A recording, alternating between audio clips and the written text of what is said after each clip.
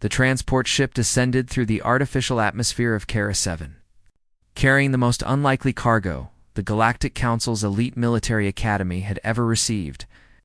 A human sergeant, Maya Reeves, sat in the passenger bay, her dark eyes watching the massive station come into view through the viewport, her hands resting calmly on her knees, while the other passengers, Alien cadets, whispered and pointed at her with various appendages. She had expected this. Humans were the newest species to join the Galactic Council, and their military reputation was, well, there wasn't one yet. Earth had no great victories in space, no legendary battles. Nothing to make the galaxy's warriors respect them. The ship docked with a metallic thud. Maya grabbed her single duffel bag and followed the crowd of cadets into the processing center.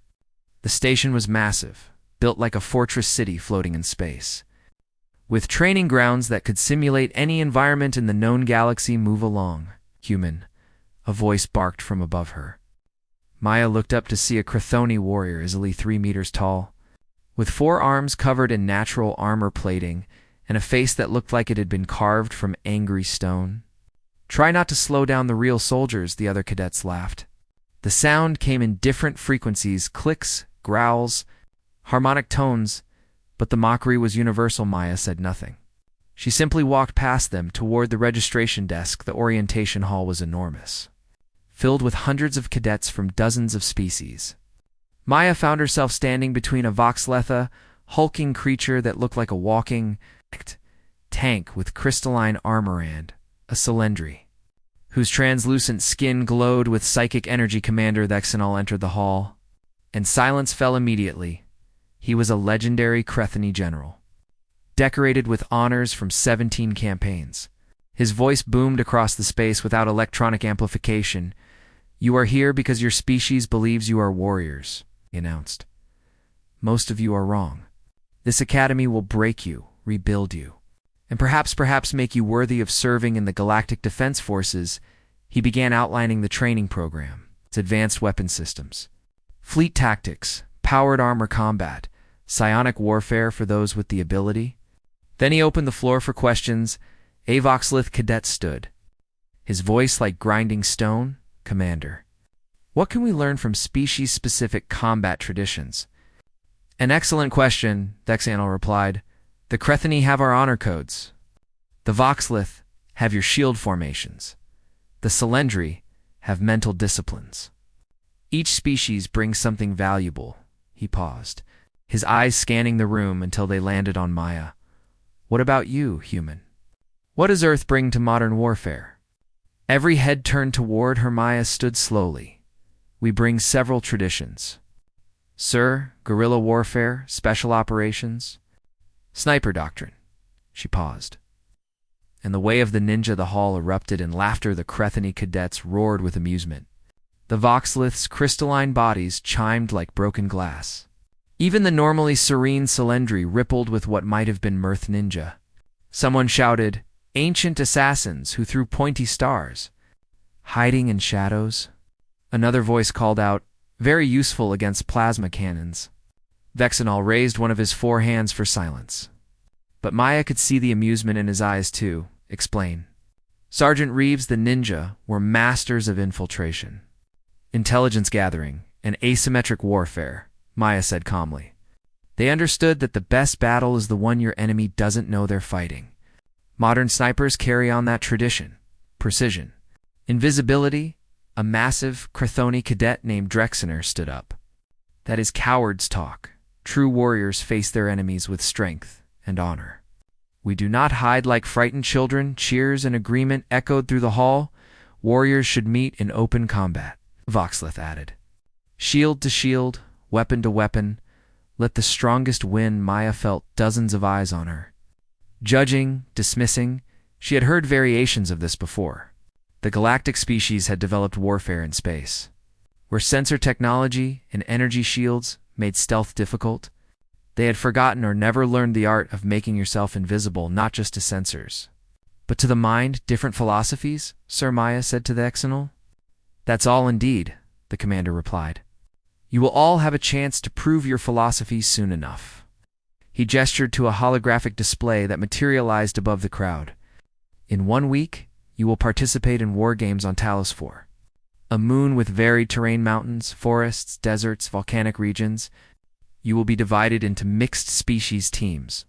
Your objective: capture strategic points and eliminate opposing teams. Standard galactic rules: stun weapons only. Elimination counts as a kill. Last team standing wins. Excitement rippled through the cadets. Team assignments will be posted tonight. Exanal continued. Use this week to prepare, study your teammates, plan your strategies. His eyes found Maya again. And perhaps some of you will learn that strength comes in many forms. But his tone suggested he didn't believe it that evening. Maya found her quarters a small room designed for human proportions, which meant it felt cramped compared to the massive halls built for larger species. She unpacked her gear carefully: her rifle components, her ghillie suit materials, her rangefinder. Her notebooks filled with calculations and environmental data. Message appeared on her terminal. Team assignments: she was placed on Team 7 with 3 Crethini, 2 Voxlith, and 1 Cylindri. She pulled up their profiles. All of them had impressive physical stats. Most came from warrior cultures where direct confrontation was valued above all. Else Maya opened a separate file on her tablet, one she had compiled during her journey to Kara 7. It contained topographical data on Talos 4 that she had purchased from a civilian mapping service. Terrain analysis, weather patterns, vegetation, density, water sources. While her future teammates were probably celebrating and boasting about their coming victory, Maya was already planning her hunt. She zoomed in on a section of volcanic canyons with excellent sightlines and limited approach vectors. She marked potential hide sites, calculated ranges, identified natural choke points. The other cadets thought this would be a game of glory and honor. Maya knew the truth. War was never about glory. It was about making your enemy dead before they knew you were there. She allowed herself a small smile in the privacy of her quarters. Let them mock the ninja tradition. Let them laugh at human warfare philosophy. In 1 week, they would stop laughing. In 1 week, they would understand what it meant to be hunted by someone who had been perfecting the art of invisible death for thousands of years. Amaya closed her files and began her pre-mission routine: meditation, breathing exercises, muscle memory drills with her weapons. The same rituals that snipers and ninja had performed across centuries of human history.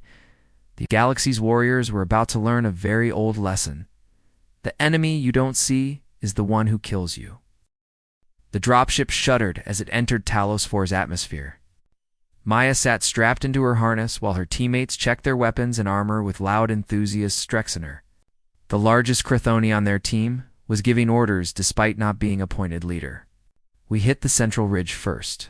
Overwhelming force. We take the high ground and dare the other teams to challenge us. The 2 Voxlith cadets, Krona and Voss, nodded their massive heads in agreement. Their crystalline armor gleamed under the ship's interior lights. What about reconnaissance? Maya asked quietly. Drexener turned his 4 eyes toward her. What about it, human? Shouldn't we scout the terrain first? Identify enemy positions. Plan our approach. The Crethini laughed. That is prey thinking. We are predators. Let them hide. We will crush them when they show themselves. The Cylindri named Whisper the closest. Translation of their actual designation pulsed with soft light. The human raises a tactical point. The human will stay at the drop zone, Drexener said flatly. Guard our supplies. Try not to get killed when the real fighting starts, Maya could have argued. Instead, she simply nodded and checked her gear one more time. The dropship touched down in a clearing surrounded by crystalline forests. The ramp dropped, and the team rushed out, weapons ready. Scanning for immediate threats, the landscape was alien but beautiful. Purple vegetation mixed with blue-tinted rocks. Steam vents hissed in the distance from volcanic activity. The sky was orange from Talos 4's parent planet, dominating the horizon defensive perimeter. Drexener commanded. The team spread out in a standard galactic formation. Professional. And exactly what Maya expected. She hung back near the supply crates. Appearing to follow order, Strexener pulled up a holographic map. The central ridge is 6 kilometers northeast. We move in formation, maximum aggression. Any team we encounter, We destroy, what about the human? Whisper asked. She guards the supplies until we secure the ridge.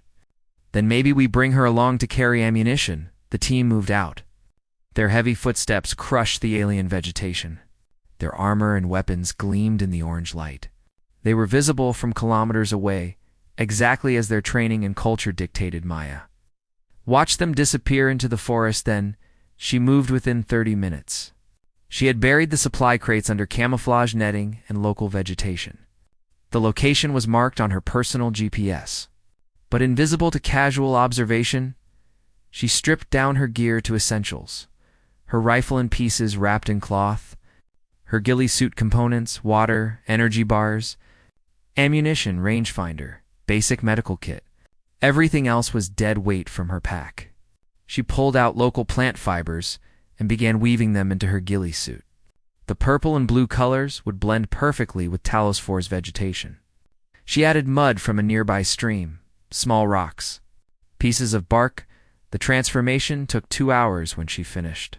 Maya Reeves looked less like a human soldier and more like a patch of moving terrain. She checked her rifle. Human design that the galactic instructors had dismissed as primitive ballistic technology. They preferred plasma and particle weapons. But Maya's rifle was quiet, used no power signature that sensors could detect, and was accurate to 2,000 meters in atmosphere. She loaded specialized training, rounds non-lethal but powerful enough to trigger the elimination. Sensors all cadets wore. Then Maya began to move through the terrain, not toward the central ridge where all teams would naturally gravitate, but into the volcanic canyons to the west. She moved slowly, sometimes covering only 100 meters in an hour. She stopped frequently to observe, to listen, to let the environment accept her presence. By nightfall, she had found what she was looking for, a canyon system with multiple elevation points, excellent sightlines toward the central ridge, and 3 different escape routes. She scouted each position carefully, calculating range, wind patterns, the angle of the alien sun throughout the day. She marked each location with tiny stones, a technique ninja had used centuries ago, invisible to anyone who didn't know what to look for. As the first night fell, Maya climbed into a hide site she had constructed on a cliff face. She was 70 meters above the canyon floor, completely invisible from below.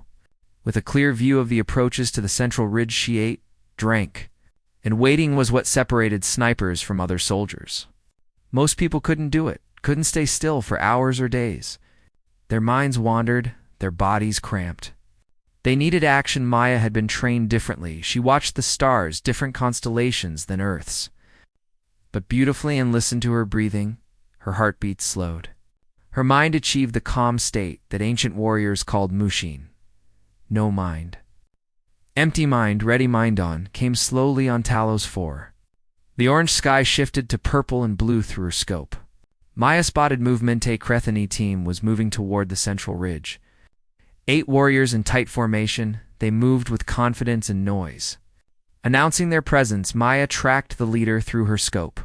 Range, 1,847 meters. Wind, negligible. Target moving at steady pace. She didn't take the shot. Instead, she memorized their pattern of movement, their formation, their weapons loadout. She watched them pass and disappear toward the ridge. Over the next 2 days, Maya observed 7 different teams converging on the central ridge area, including her own team.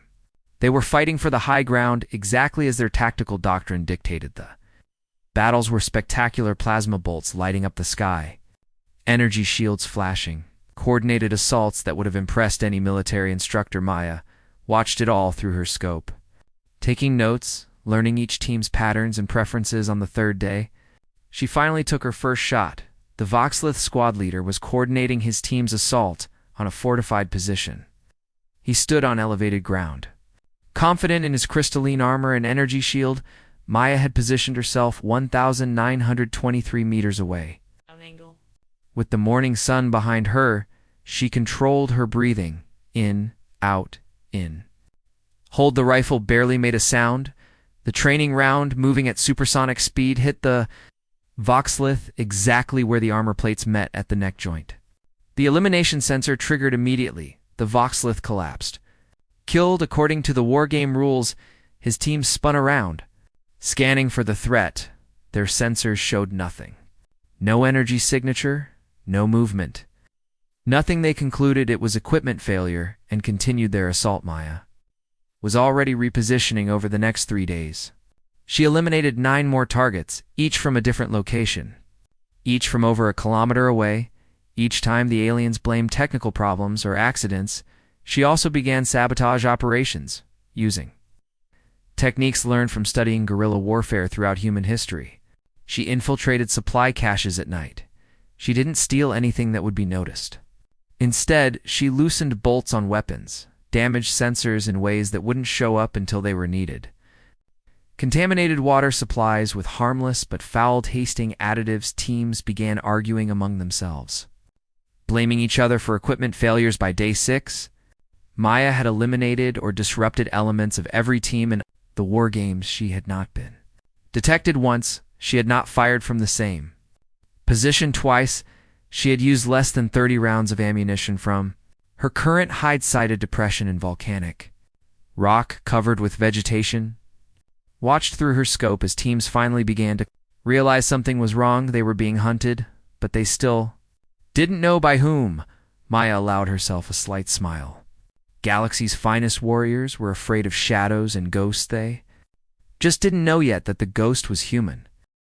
In the orbital command center above Talos 4, Commander Thexanel stared at the wargame data with growing disbelief. "Show me again," he ordered the tactical officer. A Cylindri named Mindweaver projected the holographic display. 17 eliminations over 6 days, all at ranges exceeding 1 kilometer. No shooter identified, no energy signatures detected. No visual confirmation? Another officer, a Voxlith named Commander Stones, rumbled with frustration. "It has to be equipment malfunctions. The elimination sensors are faulty. We tested the sensors twice," Thexanel said. "They function perfectly. Someone is eliminating our best cadets and doing it invisibly." He pulled up individual incident reports. Day 3. Voxlith squad leader eliminated. Cause of death, projectile impact to neck joint. No shooter located. Day 4. Crethany team commander eliminated. Cause of death, projectile impact to cranial region. No shooter located. Day 5. Cylindri psychic eliminated despite active mental shields. Cause of death, projectile impact to central mass. No shooter located. What about the human? Mindweaver asked. Sudden Thexanelus for eyes widened slightly. "Sergeant Reeves?" "Her team reported she stayed at the drop zone to guard supplies," Mindweaver continued. "But no one has actually seen her in 6 days. Her team assumed she was there because..." The Cylindri paused. "Because she is human. And they didn't think she mattered?" Stones made a grinding sound that might have been laughter. "You think one human is responsible for this? Impossible. She has no armor, no energy weapons, no psionic abilities. How could she eliminate 17 warriors?" Thexanel was already pulling up Maya's file service record. Earth Special Operations. Sniper Specialist, 17. Confirmed eliminations in 3 different conflicts. Expert in camouflage and fieldcraft. Instructor in long-range marksmanship. "Oh no," Thexanel said softly. "What?" "Stones demanded we put a master predator into a hunting ground," the commander replied. "And then we convinced everyone she was harmless." He activated the communication system. "All teams, this is command. We are implementing new orders immediately. Converge on coordinates." He checked the map. "Grid 779er, the Central Canyon System, combined arms sweep. I want every sensor active, every weapon ready. What's the target?" came Drexener's voice. "You're hunting the human." Silence on the communication channel then. "The human?" "Sir, she's been at the drop zone this entire time. Check your drop zone." "Cadet Drexener." Minutes passed. Then Drexener's voice returned. Quieter. "The supplies are here, buried under camouflage." "But Sergeant Reeves?" He paused. "She's gone." "Has been gone since day 1. Drexener could hear the realization spreading through the communication network. The mockery from orientation week suddenly seemed very distant. "All teams, converge as ordered," Drexener commanded. "The human has been eliminating your teammates for 6 days.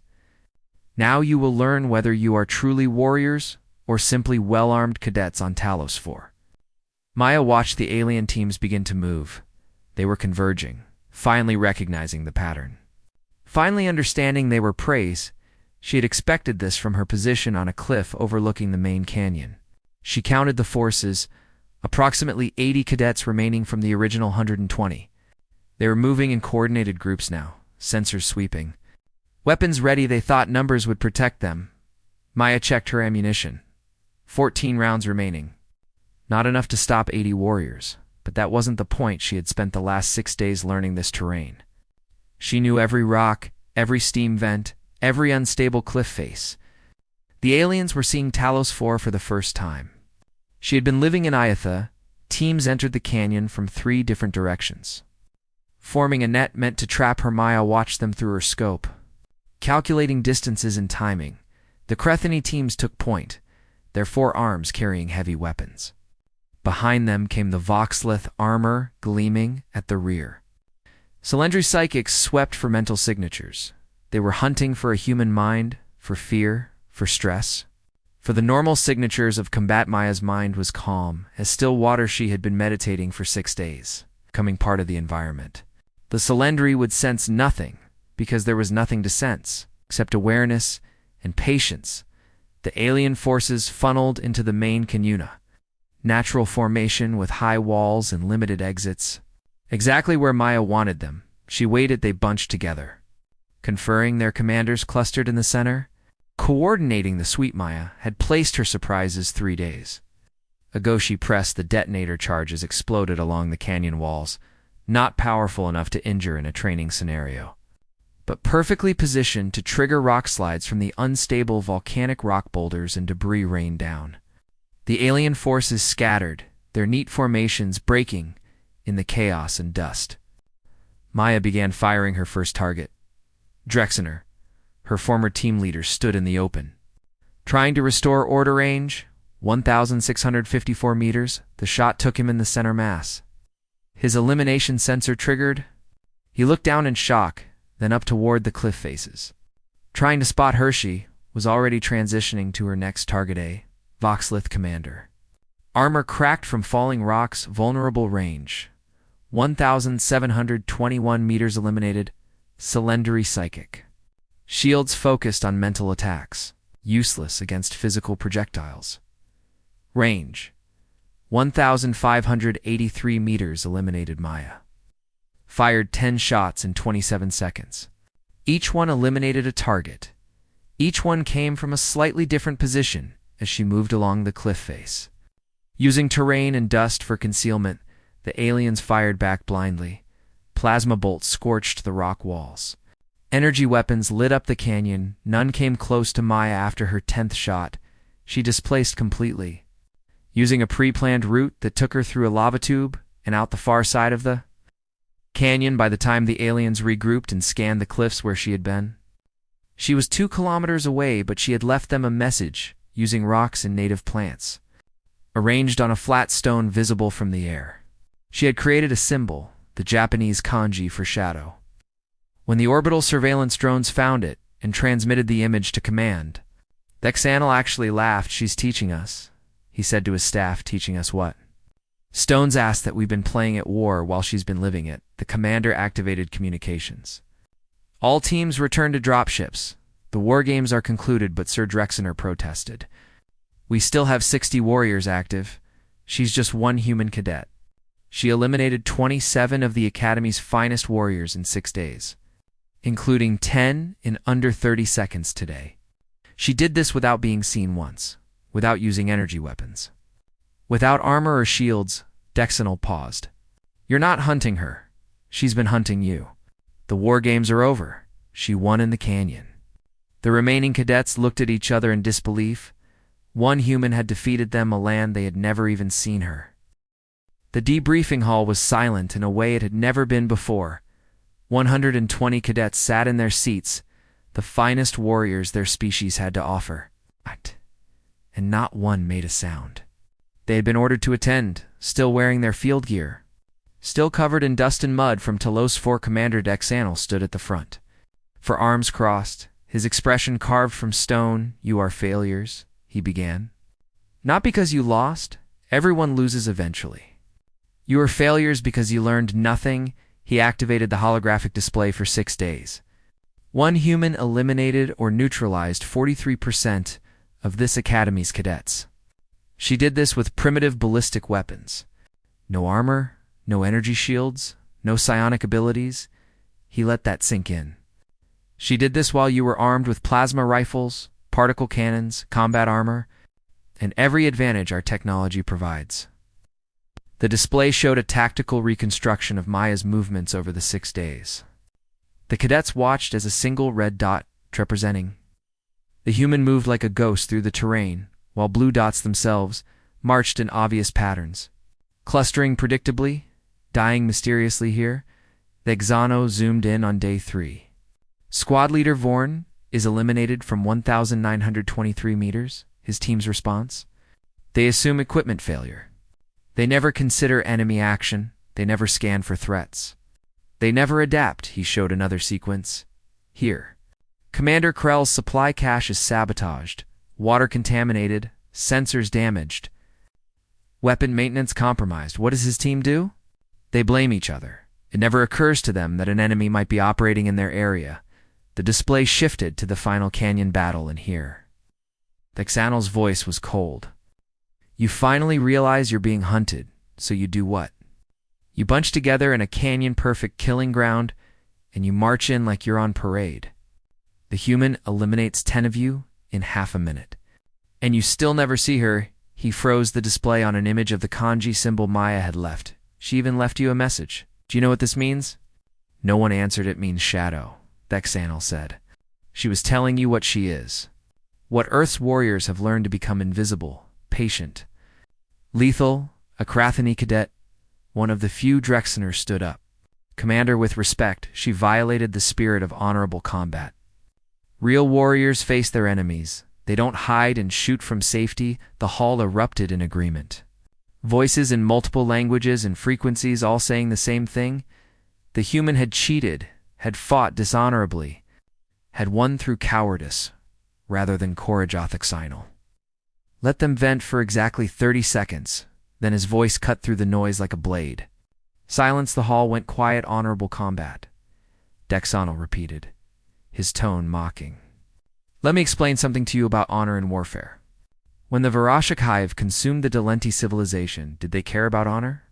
When the Crimson Plague destroyed 6 colony worlds, did the virus respect your codes of combat? He moved down from the podium. Walking among the cadets. Honor is what we teach you, so you don't murder each other in training. Honor is the agreement between warriors who respect each other. He stopped, looking at each species in turn. But your enemies will not honor these agreements. They will use every advantage, every trick, every tactic that leads to victory, and if you face them with your honor, you will die. Your families will die. Your worlds will burn. The cadets shifted uncomfortably. The human didn't cheat, Xanal continued. She used the tactics her species developed over thousands of years of warfare on a single planet. Do you know how many wars humans fought before they reached space? Thousands, millions of battles. They learned every possible way beings can kill each other. And they learned that the survivor is not the bravest or the strongest. He paused. It's the smartest. He returned to the display. The human assessed the situation. She knew she couldn't match you in direct combat. So she didn't try. She used terrain. She used patience. She used your own assumptions against you. She fought the war she could win. Not the war you wanted. Drexener spoke again. More quietly, but hiding, waiting, striking from darkness. That's effective, Xanal interrupted. The word you're looking for is effective. Do you think enemies care how they die? Do you think conquered populations remember whether their invaders fought honorably? He shook his head. Victory is the only thing that matters in war. Everything else is just stories we tell ourselves. He pulled up Maya's service record. Sergeant Reeves has 17 confirmed eliminations in actual combat, not training real enemies who are trying to kill her. She's alive because she's smart. Her enemies are dead because they thought, like you do. The commander activated communications. Sergeant Reeves, please join us. The door opened. Maya entered. Still in her field gear, her her ghillie suit components making her look more like a walking plant than a soldier. She moved to the front of the hall with calm, measured steps. The cadets stared at her, many of them seeing her clearly for the first time. She was small by galactic standards. No armor, no obvious weapons, nothing impressive, and she had destroyed them, Sergeant, Thexanel said. These cadets believe you fought without honor. What do you say to that? Maya looked at the assembled aliens when she spoke. Her voice was quiet but clear. On Earth, we have a saying, honor is for the living, the dead have no use for it. Murmurs rippled through the crowd. I wasn't trained to fight honorably, Maya continued. I was trained to accomplish the mission and survive. My instructors taught me that every advantage matters. Every piece of terrain, every second of time, every enemy assumption. She paused. They taught me that the enemy you don't see is the enemy who kills you. Drexner stood again. But doesn't your species have warrior codes? Honor systems. We do, Maya nodded. We have many. Bushido, chivalry, the warrior's code. Dozens of others. She smiled slightly. But we also learned when to follow them and when to ignore them. Our ninja understood this centuries ago. When the mission matters more than glory, you become invisible. You become patient. You become death itself. That's a Voxlith cadet searched for words. Terrifying, yes, Maya agreed. Simply Sexenal stepped forward. She showed you what real warfare looks like, not simulations, not honor duels. Actual combat where survival is victory and death is defeat. He addressed the entire hall. Some of you will wash out of this academy. Good.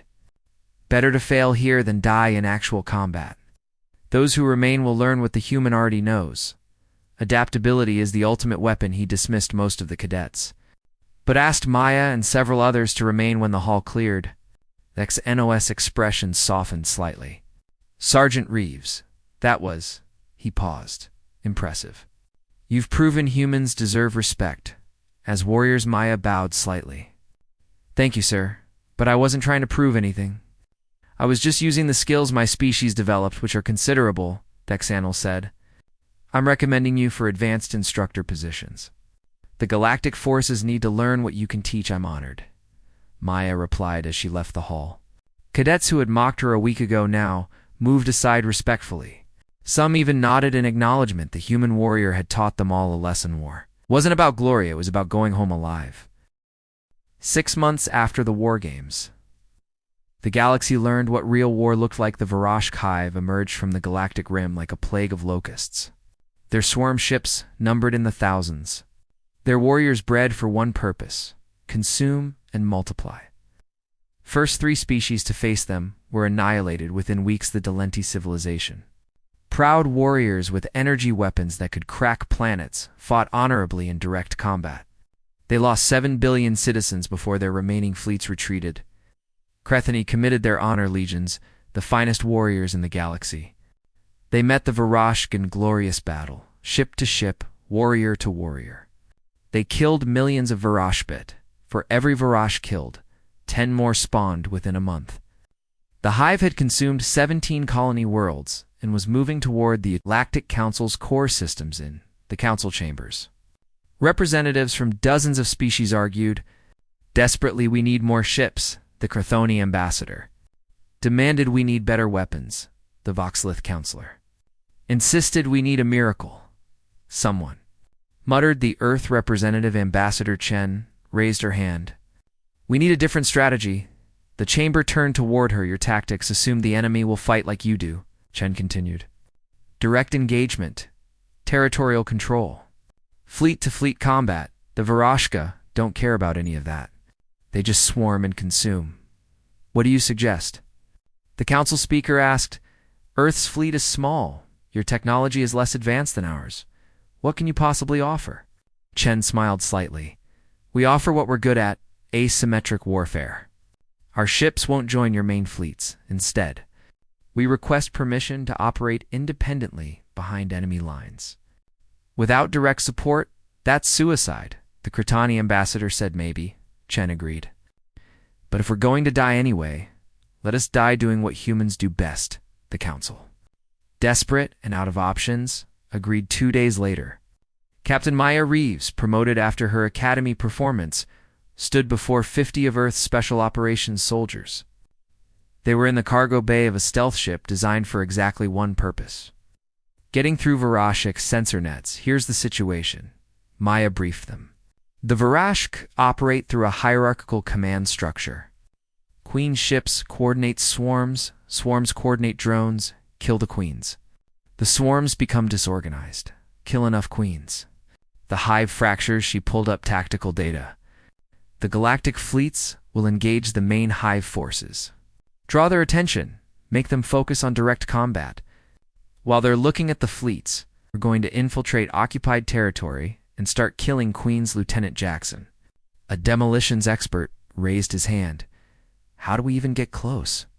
The Varashka have billions of drones the same way I got close to you at the Academy, Maya replied. We don't look like threats. We don't act like soldiers. We become invisible over the next 3 months. Earth's Special Operations Forces deployed across Varashk-occupied space. They didn't fight like galactic forces. They didn't engage swarms and open combatants. They infiltrated in the occupied world of Trent 7. A 6-person human team spent 2 weeks studying Varashk behavior patterns. They noticed the drones didn't scan for life signs. They scanned for energy signatures and movement. Patterns the humans coded themselves in Varashk biological material, crawled through ventilation systems in a captured hive structure, and planted thermal charges directly in the Queen's chamber. When the charges detonated, 17,000 drones suddenly had no coordination. The Galactic Fleet retook the system within hours on the hive ship spawn Mother 773. A human sniper team found positions in the debris field surrounding the vessel. For 6 days, they waited in their environmental suits, appearing to be nothing more than floating wreckage then. When the Queen emerged to coordinate a new swarm deployment, 3 shots from 3 different angles eliminated her. The swarm attacked itself in confusion again and again. Humans struck from unexpected angles. They sabotaged Varashk nursery worlds, introducing engineered viruses that couldn't harm other species but decimated hive larvae. They assassinated Queen coordinators. From ranges the Varashk never monitored because no species had ever used such primitive, long-range ballistic weapons. They infiltrated hive ships disguised as captured slaves, then destroyed reactor cores from within the Varashk, who had crushed every military force through overwhelming numbers and direct assault, had no defense against an enemy who refused to fight that way on one mission. Maya's team was tasked with eliminating a Superkina, rare Varashik variant that coordinated multiple swarms across an entire sector. The Superqueen was protected by 3 billion drones, 17 standard queens, and enough firepower to annihilate a battle fleet. Maya spent 4 weeks infiltrating the system. She and her team posed as refugee workers on a humanitarian ship. They were captured by Varashk drones and brought to a processing center on an occupied station. There, while pretending to be terrified civilians, they studied the Superqueen's schedule and security patterns. They learned that once per cycle, the Superqueen emerged to inspect new spawning facilities personally. She would be exposed for exactly 90 seconds. Maya and Sergeant Torres positioned themselves in an abandoned air processing unit with a sight line to the inspection platform. They had been there for 6 hours, not moving, barely breathing. Their environmental suits recycled their waste. Their suits' thermal signatures were masked to appear like background machinery. The Super Queen emerged. 3,247 meters, the most difficult shot of Maya's career. She controlled her breathing, compensated for the station's artificial gravity, adjusted for air pressure. 1 shot, the Super Queen's primary ganglion equivalent. To a Brannick Splendid. The chaos that followed. 17 queens began fighting each other for dominance. 3 billion drones received contradictory orders and began attacking anything that moved, including each other. The sector fell into complete disarray. The Galactic Fleet moved in and retook 7 systems in 2 days. Back on Earth's command ship, Admiral Williams reviewed the mission reports with a mixture of pride and disbelief. We've eliminated 43 Queen-class Varashek, his tactical officer reported, including 6 Super Queens. Estimated drone casualties from internal fighting, over 200 billion. Hive cohesion in 7 sectors has completely collapsed. Casualties. Williams asked. 37 human operators killed in action, came the reply. Mostly from teams that were discovered during infiltration. Williams closed his eyes briefly. 37 dead was 37 too many. But compared to the billions lost by other species fighting conventionally, it was a miracle in the council chambers. Ambassador Chen presented the results. The hive is fracturing, she explained. They're fighting among themselves. Their logistics are disrupted. Their command structure is chaos. Your fleets can now engage them on equal terms. The Chthoni ambassador stood. How did you do this? Your ships barely engaged the enemy. Your forces are tiny compared to ours. Yet you've achieved what we could not. We fought our war, not theirs, Chen replied. The Varashka are bred for direct combat. Overwhelming force. They're perfect warriors for that kind of war, she smiled. But we stopped fighting that war. We made it personal. Made it targeted. Made it about their leadership rather than their numbers, the Voxlith counselor asked. You mean you assassinated them?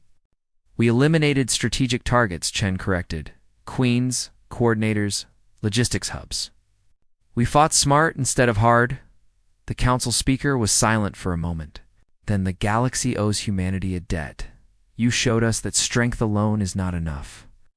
That sometimes the best warrior is the one the enemy never sees. Over the following months, the Varashk Hive was systematically dismantled. Galactic fleets, now freed from swarm coordination, could engage on favorable terms.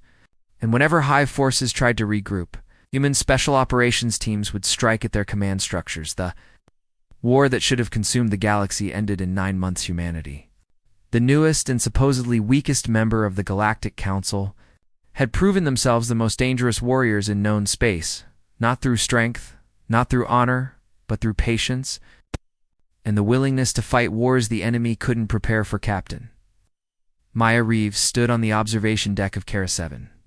Now promoted to Major and appointed as Chief Instructor of Asymmetric Warfare Commander. Bexenal joined her when I first saw you. I thought humans were weak, he admitted. I was very wrong. We're not stronger than you, Maya replied. We're just different. We learned to survive on a planet where we weren't the biggest, fastest, or toughest. So we learned to be smarter. The galaxy is grateful for that, Bexanal, said. Maya smiled. The galaxy mocked the ninja until the sniper shots began. Now they understand. The warrior you don't see is the one you should fear most below them. Cadets from dozens of species trained in new tactics, learning patience, learning camouflage. Learning that glory was less important than going home alive. The galaxy had learned its lesson. Humanity had become what they had always been throughout their history. Survivors who would do whatever it took to protect their own, and that made them the most dangerous species in the stars.